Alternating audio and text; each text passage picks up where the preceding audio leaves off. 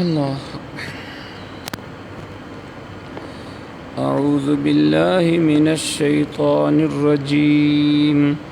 بسم اللہ الرحمن الرحیم فأما إن كان من المقربين فروح وريحان وجنة نعيم وأما إن كان من أصحاب اليمين فسلام لك من أصحاب اليمين وأما إن كان من المكذبين الضالين فنزل من حميم وتصلية جحيم إن هذا لهو حق اليقين فسبح باسم ربك العظيم آمنت بالله صدق الله العظيم فأما إن كان من المقربين پس وہ مرنے والا اگر اللہ کے مقرب بندوں سے ہوگا فروح تو اس کے لیے راحت و ریحان خوشبودار غذائیں و جنت نعیم اور سرور والی جنت ہوگی واما ان کان من اصحاب الیمین اور اگر وہ اصحاب یمین کے گروہ سے ہوگا فسلام لک تو اسے کہا جائے گا تمہیں سلام ہو من اصحاب الیمین اصحاب یمین کی طرف سے واما ان کان من المکذبین اگر وہ مرنے والا جھٹلانے والے الضالین گمراہوں سے ہوگا فنزل من حمیم تو اس کے مہمانی کھولتے پانی سے ہوگی استغفر اللہ وتصلیۃ جحیم اور داخل ہونا پڑے گا اسے بھڑکتے دوزخ میں ان ھذا بے شک یہ جو بیان ہوا لا ہوا یہ یقیناً حق الیقین یہ حق ہے فسبح اے حبیب پاکی بیان کیجئے بسم ربک العظیم اپنے رب کے نام کی جو بڑی عظمت والا ہے حضرت محترم بھی آپ قرآن مجید فرقان حمید میں سے 27واں پارہ سورۃ الواقعہ کی آیت نمبر 88 تا 96 کی تلاوت اور ترجمہ سماعت فرما رہے تھے۔ کل کے درس میں ہم نے پڑھا اللہ کریم نے فرمایا کیا تم اس قرآن کے بارے میں کوتاہی کرتے ہو اور اس کی بے پایاں برکتوں سے تم نے اپنا یہی نصیب لیا ہے کہ تم اس کو جھٹلاتے رہو گے پس تم کیوں لوٹا نہیں دیتے جب روح حلق تک پہنچ جاتی ہے اور تم اس وقت پاس بیٹھے دیکھ رہے ہوتے ہو اور ہم اس وقت بھی تم سے زیادہ مرنے والے کے قریب ہوتے ہیں البتہ تم دیکھ نہیں سکتے پس اگر تم کسی کے پابند حکم نہیں ہو تو پھر کیوں نہیں لوٹا دیتے مرنے والے کی روح اگر تم سچے ہو۔ کل کے درس میں ہم نے ان آیات بینات کی تفسیر پڑھی۔ آج کے درس میں اللہ کریم اپنے نیک بندوں کا ذکر فرما رہا ہے اور پھر گناہ گاروں کا ذکر ان کے عذاب کا ذکر بھی فرمایا گیا۔ پہلی آیت میں فرمایا فَأَمَّا إِن كَانَ مِنَ الْمُقَرَّبِينَ پس وہ مرنے والا اگر اللہ کے مقرب بندوں میں سے ہوگا فَرَوْحٌ وَرَيْحَانٌ وَجَنَّةُ نَعِيمٌ تو اس کے لیے راحت خوشبودار غذائیں اور سرور والی جنت ہوگی۔ وَأَمَّا إِن كَانَ مِنْ أَصْحَابِ الْيَمِينَ اگر وہ اصحاب یمین کے گروہ سے ہوگا فَسَلَامٌ لَكَ مِنْ أَصْحَابِ الْيَمِينَ تو اسے کہا جائے گا تمہیں سلام ہو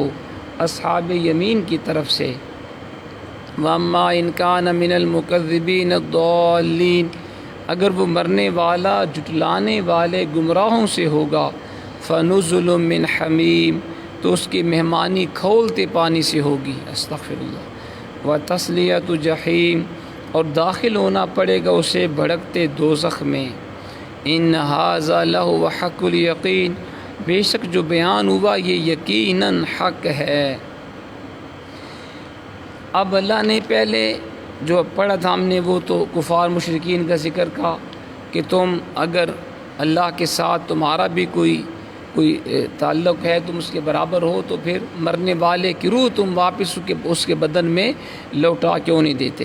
تو آج اس کے بعد اللہ نے اب اس فوت ہونے والے کا ذکر کیا ہے۔ فرمایا اگر وہ فوت ہونے والا اللہ کے نیک بندوں میں سے ہوگا تو اس کا اعزاز و اکرام، اس کی عزت اس طرح کی جائے گی جو قرآن نے بتایا کہ اگر وہ اللہ کے مقرب بندوں سے ہوگا مرنے والا تو اس کے لیے راحت ہوگی، خوشبودار غذائیں ہوں گی اور سرور والی جنت ہوگی۔ سبحان اللہ۔ تو اس کے بعد فرمایا اگر وہ اصحاب یمین سے ہوگا، اصحاب یمین سے مراد دائیں ہاتھ والے، یہ بھی اللہ کے نیک بندے ہوں گے جن کو اللہ تعالیٰ قیامت کے دن اعمال نامہ دائیں ہاتھ میں دے گا، وہ اللہ کے نیک بندے ہوں گے اور وہ جنتی ہوں گے۔ فرمایا اگر وہ مرنے والا اصحاب یمین سے ہوگا تو اس کی پذیرائی اس طرح ہوگی، اسے کہا جائے گا تمہارے اوپر سلامتی ہو، تمہیں سلام ہو اصحاب یمین کی طرف سے۔ پھر فرمایا اگر وہ مرنے والا جھٹلانے والوں میں سے، قیامت کی تکذیب کرنے والا، جہنم جنت کا منکر اور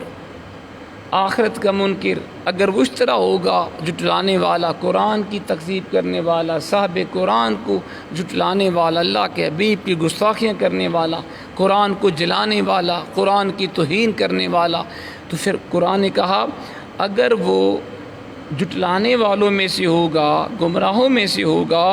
تو اس کی مہمانی کھولتے ہوئے پانی سے ہوگی۔ استغفر اللہ۔ اسے جہنم کا کھولتا ہوا پانی، گرم پانی پلایا جائے گا اور اسے داخل ہونے پڑے گا بھڑکتے ہوئے دوزخ میں۔ استغفر اللہ۔ یہ سویڈش والے، ہالینڈ والے، فرانس والے، ناروے والے جو بدبخت ہمارے پیارے آقا کی توہین کرتے ہیں، قرآن پاک کی توہین کرتے ہیں، بالکل ان کے ساتھ یہی ہوگا قیامت کے دن، کھولتا ہوا گرم پانی پلایا جائے گا۔ اور پھر قرآن نے کہا ان کو بھڑکتی ہوئی دوزخ میں ڈال دیا جائے۔ ظالمو تم نے قرآن کی توہین کی، قرآن کو جلایا، صاحب قرآن کی گستاخیاں کرتے رہے، میرے آقا کے کارٹون بناتے رہے، اب جاؤ جہنم میں جلتے رہو۔ پھر فرمایا کہ حبیب یہ جو کچھ ہم بتا رہے ہیں نا کہ گستاخوں کے ساتھ یہ ہوگا، اللہ کے نیک بندوں کو اللہ یہ نعمتیں دے گا، یہ حق ہے، یہ سچ ہے، اس میں کسی شک و شبہ کی گنجائش نہیں ہے۔ پھر فرمایا فسبح بسم ربک العظیم، اے حبیب پاکی بیان کیجیے اپنے رب کے نام کی جو بڑی عظمت والا ہے۔ سبحان اللہ۔ اپنے رب کی پاکی بیان کریں، اے محبوب اپنے عظمت والے رب کی پاکی بیان کرو، تو اس کی صفت ربوبیت کا شاکار ہے، جس طرح اس کی عظمت و کبریائی کا بیان تو کر سکتا ہے کوئی اور نہیں کر سکتا۔ کیوں جی؟ جیسے اللہ کے پیارے حبیب اپنے رب کی پاکی بیان فرما سکتے ہیں، اپنے رب کا ذکر کر سکتے ہیں، کوئی اور نہیں کر سکتا، کیونکہ حضور سے بڑھ کے رب کی بارگاہ میں مقبول کوئی نہیں۔ اللہ کی بات پوری کائنات میں سب سے اعلیٰ ہستی وہ آمنہ کا لال ہے، وہ ہمارا پیارا کریم آقا ہے، اور حضور کی تو شان یہ ہے، حضور کا ایک اسم گرامی احمد ہے۔ احمد کا معنی احمد، اس میں تفضیل کا صیغہ، اس کا معنی سب سے زیادہ اپنے رب کی حمد بیان کرنے والا،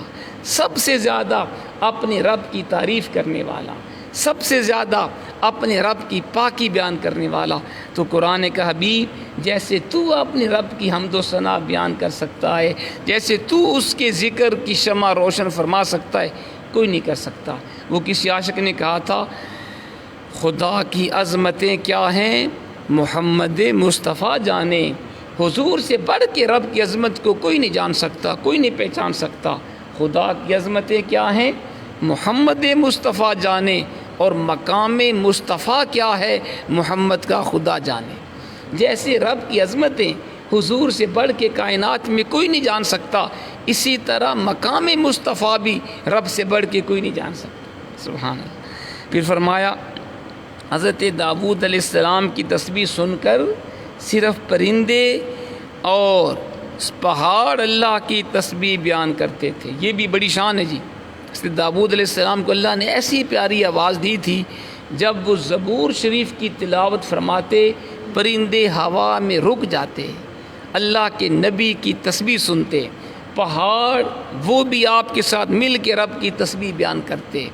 پرندے بھی آپ کے ساتھ مل کے رب کی تسبیح بیان کرتے۔ تو قرآن کا حبیب حضرت داؤد علیہ السلام کی تسبیح سن کے صرف پرندے، دشت و جبل اور پہاڑ اللہ کی تسبیح کہتے تھے، لیکن اے پیارے حبیب جب آپ اپنے رب کریم کی تسبیح بیان کریں گے تو صرف پرندے اور پہاڑ ہی اللہ کا ذکر نہیں کریں گے، بلکہ آسمانوں کی بلندیاں، زمین کی پستیاں، سمندروں کی وسعتیں اور فضاؤں کی بے کرانیاں اللہ تعالیٰ کے ذکر، اس کی تحمید و تمجید، اس کی تسبیح و تحلیل سے گونج اٹھیں گے۔ جب آپ اللہ کا ذکر کریں گے تو صرف پرندے اور پہاڑ ہی نہیں، کائنات کی ہر شے اپنے رب کی پاکی بیان کرے گی، اس کے ذکر سے منور ہو جائے گی، اس کی شان کو بیان کرے گی۔ یہ ہمارے آقا کی شان ہے۔ آج اللہ کی توفیق سے ہم نے سورۃ الواقعہ بھی اللہ کے کرم سے مکمل کر لی۔ کل انشاءاللہ بشرط زندگی سورۃ الحدید شروع ہوگی۔ اللہ تعالی ہمیں قرآن کا نور عطا فرمائے، اللہ ہمیں قرآن کی سمجھ عطا فرمائے اور قرآن کو سمجھ کے اس کے اوپر عمل کی توفیق عطا فرمائے۔